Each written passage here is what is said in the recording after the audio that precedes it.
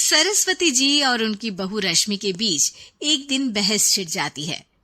आखिर किसका काम ज्यादा आसान है, बहू का या सास का? माँ जी, सास को काम ही क्या है, आपके सारे काम उंगलियों पे तो हो जाते हैं। कुछ भी। हाँ, हिसाब तो उंगलियों पे ही हो जाता है ना। अरे बेटा, ऐसा सिर्फ अभी लगता है।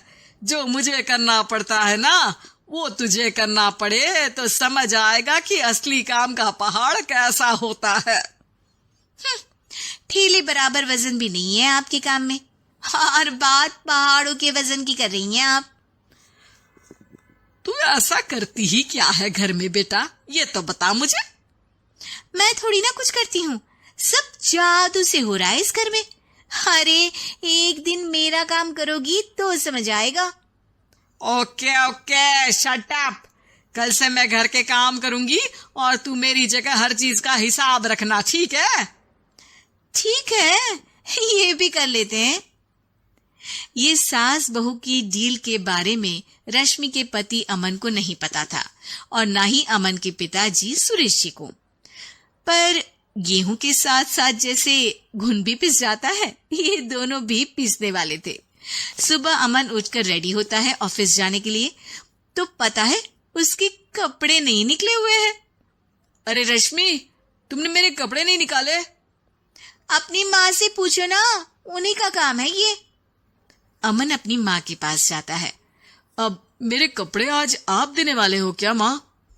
हाँ, देना तो मुझे ही चाहिए, पर तेरी बहू ने कपड़े धोने ही नहीं डाले, तो कोई भी धुला हुआ कपड़ा नहीं है बेटा। हैं? ऐसा क्यों? कपड़े तो धोने आप ही देते हो ना माँ? अरे बहू ने तुझे बताया नहीं, अब हम अदल बदल गए हैं। मैं अब बहू और तेरी बीवी सास। अमन परेशान हो गया। वो बिना इस्त्री के कपड़े पहनकर ऑफिस चला गया। सरस्वती जी अपने घुटने के दर्द के कारण झुककर घर साफ नहीं कर पा रही थी, और ना ही खाना बनाना याद रख पाई। उधर रश्मि पहले ही दिन घर की चाबी घुमा चुकी थी और 300 रुपए का हिसाब अलग नहीं मिल रहा था। पर दोनों का ही घमंड कैलाश पर्वत से भी बड़ा था, और दोनों ही खेमे एक दूसरे की बात मानने को बिल्कुल तैयार नहीं थे। शाम को जब सुरेश जी और अमन खाना खाने बैठते हैं, तो सरस्वती जी उनके सामने गाजर और पपीते लाकर रख देती हैं। अरे माँ, ये क्या है? ख्याली पुलाव के साथ सलाद। माँ जी खाना बनाना भूल गई लगता है। अरे एक एक चमन्नी का हिसाब है मेरे पास, खाना बनाना कैसे भूल जाऊंगी? ये तो मैंने पढ़ा था कि फल फ्रूट खाने से सेहत अच्छी रहती है, इसीलिए ये ले, एक फल खा ले।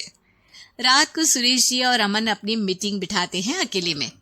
बाबूजी, इनकी लड़ाई के कारण ना हमें ठीक से खाना मिल रहा है, उल्टा घर के सारे काम रुक गए हैं।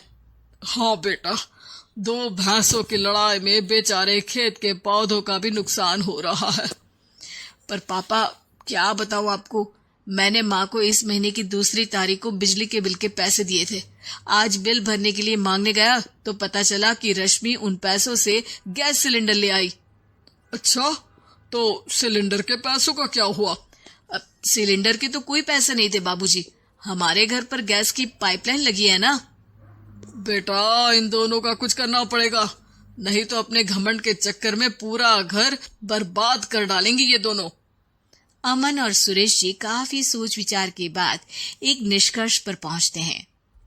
रात ही को दोनों अपनी पत्नियों की अलमारी से नई साड़ी निकालते हैं, और सुबह जब रश्मि और सरस्वती जी उठते हैं तो देखते हैं कि दोनों पति साड़ी पहनकर चढ़ाव पर सब्जियां काट रहे हैं। अरे ये सब क्या हो रहा है? क्या हो रहा है मतलब? आप दोनों अदल बदल हो सकते हो तो हम क्यों नहीं? अरे क्या मतलब? नहीं नहीं, मेरी भी बचपन से किसी की बहू बनने की इच्छा थी, तो आज से सरस्वती तुम बड़ी बहू, मैं मिडल बहू और अमन छोटी बहू। अरे लेकिन सब घर पर बैठ जाएंगे तो कमाएगा कौन? ये घर कैसे चलेगा? अब वो तो भैया या बाकी लोग जाने, अब हमने भी अदल बदल कर ही लिया है तो कुछ नहीं हो सकता। रश्मि और सरस्वती जी को समझ में आ जाता है कि उन दोनों की आपस की डील की वजह से इन दोनों को बहुत तकलीफ हो रही है और उनके ईगो ने दूसरों को कितनी यातनाएं दी है। अब असल में माँ जी आप सही थी, सास बनना बहुत मुश्किल है। अरे हाँ बेटा, और तू भी, मुझसे तो नहीं हो पाया सब घर के काम, वापस बदल ले क्या? हाँ हाँ बिल्कुल माँ जी, और अब आप दोनों भी बदल लीजिए, कोई आ गया तो आप दोनों को देखकर क्या सोचेगा। अच्छा है, आप दोनों के समझ में ये बात तो आई, मैं फटाक से कपड़े बदल लेता हूँ। अरे रुक जा बेटा, एक फोटो ले लेती हूँ तेरी, मेरी बेटी होती तो तेरे जैसी ही दिखती साड़ी में। और मेरा फोटो नहीं लोगी?